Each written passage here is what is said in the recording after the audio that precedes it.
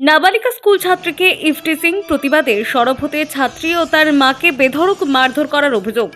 প্রতিনিয়ত স্কুলে যাতায়াতের পথে কয়েকজন যুবক ইফটিজিং করে উত্ত্যক্ত করত নাবালিকা এক ছাত্রীকে। বাড়িতে গিয়ে সেই ঘটনার কথা পরিবারের লোকজনদেরকে জানিয়েছিল ওই ছাত্রীর মা ঘটনার প্রতিবাদ জানিয়ে সরব হয়েছিলেন। অভিযোগ, প্রতিবাদে সরব হতেই ওই ছাত্রী ও তার মাকে বেধড়ক মারধর করার অভিযোগ উঠল ওই যুবক ও তাদের পরিবারের লোকজনদের বিরুদ্ধে। শুধু মারধর নয়, তাদেরকে অশ্লীল ভাষায় গালিগালাজ করা হয়। ঘটনার বিষয়ে আক্রান্ত ছাত্রীর মা ক্যানিং থানায় অভিযোগ দায়ের করেছেন। ঘটনার তদন্ত শুরু করেছে পুলিশ। স্থানীয় সূত্রের খবর, বারুইপুর থানার অন্তর্গত বেদবেরিয়া এলাকায় ওই নাবালিকা ক্যানিংয়ের তালদির এক উচ্চ মাধ্যমিক স্কুলের নবম শ্রেণীর ছাত্রী। অভিযোগ, প্রতিদিন স্কুলে যাওয়ার সময় তাকে হাত ধরে টানাটানি করে বিরক্ত করে স্থানীয় তালদির যুবক মনিরুল লস্কর ও আজিদ লস্কর। এমনকি কুপ্রস্তাব দেয় বলে অভিযোগ। অন্যান্য দিনের মতো সোমবার স্কুলে যাওয়ার সময় ওই ছাত্রীকে টানাটানি করে উত্ত্যক্ত করে পিছনে ছিলেন ছাত্রীর মা।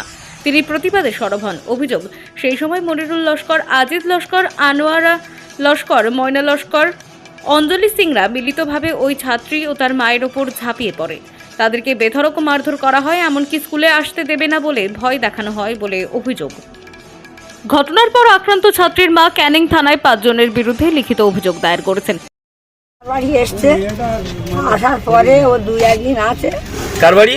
বোনাইয়ের বাড়ি। হ্যাঁ, আমার বাড়ি আছে। এবারে রাত্রিবেলা মেয়ে বোন আর বোনাই শুয়ে আছে, বাচ্চা কাচ্চা নিয়ে বারান্দায় শুয়ে আছে মেয়েটা। এবার রাতে 11টার সময় ওর ছেলে আর ছেলের মা আর বাবা ফোন করে ডেকে নিয়ে গেছে। ডেকে নিয়ে কোথায় দিয়ে মেরে আর রাস্তার করে ফেলে দিয়ে গেছে। এবার ওই ছেলের বড় চাচি কিভাবে মারধর করলো? ও বলছে যে ওই মেয়েটা আমার ছেলের কাছে ফোন করে। তা ও বলে আমি আর করিনি ফোন, বুঝতে পেরেছো? আচ্ছা, কি দিয়ে মারধর করলো? ও কি দিয়ে করে, ইট দিয়ে মাথায় ঠুকেছে, আর কাঠি নিয়ে কানে ঢুকে পাক দিয়েছে, আর গালে ভেতরে কাপড় ঠেসে দিয়ে ঘুষি মেরেছে সব জায়গা, বুকি লাল চেয়ে মেরেছে। মানে কি মেরে দেওয়ার একটা চেষ্টা ছিল? হ্যাঁ, মেরে আস্তার করে ফেলে দিয়েছে। আপনারা খবর পেলেন কি করে? আমরা এই শোনো, তারপরে ওই যে মেরেছে তো তার বড় যা আছে, সে এটা সদস্য, তার দেখে নিয়ে এসে এনে বলে যে আমরা এই কাজ করেছি আর কি, আরে শালির মেরেছি, মেরে ওখানটা ফেলে দিয়ে এসছি।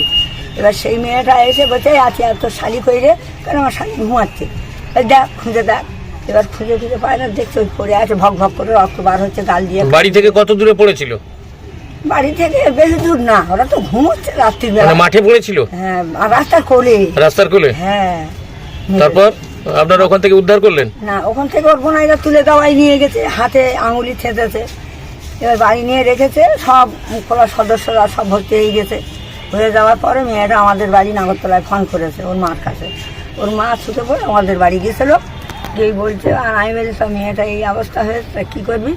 সদস্যের সাথে ফোন করলো, তোমরা এসে যে কোনো একটা ব্যবস্থা নি। আমার মেয়ে বেড়াতে এসেছিল, ছোট মেয়ে, মানে দুটো ওই মেয়েদের বাড়ির ধারে ছেলে, মানে দুজনা ফোনে যোগাযোগ আগে ছিল, মানে 7-8 মাস আগে ছিল। তা আমরা শুনে মানা করে দিয়েছি যে আর ফোন করো না, তুমিও মেয়েরও বলে দিস, তুমিও করো। সেই মতন আছে। এখন আমার মেয়েদের বাড়ি ধান সেদ্ধ করতে এসছে 11টার সময়, মানে আমার মেয়ে জামাই সব শুয়ে আছে ঘরে। ছোট মেয়েটা আর এই কটা নাতি, 2টো নাতি শুয়ে আছে।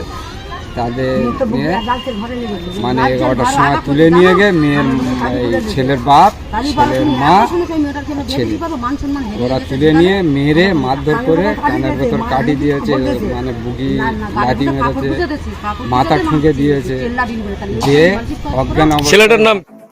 ব্যুরো রিপোর্ট, অরণ্য টিভি।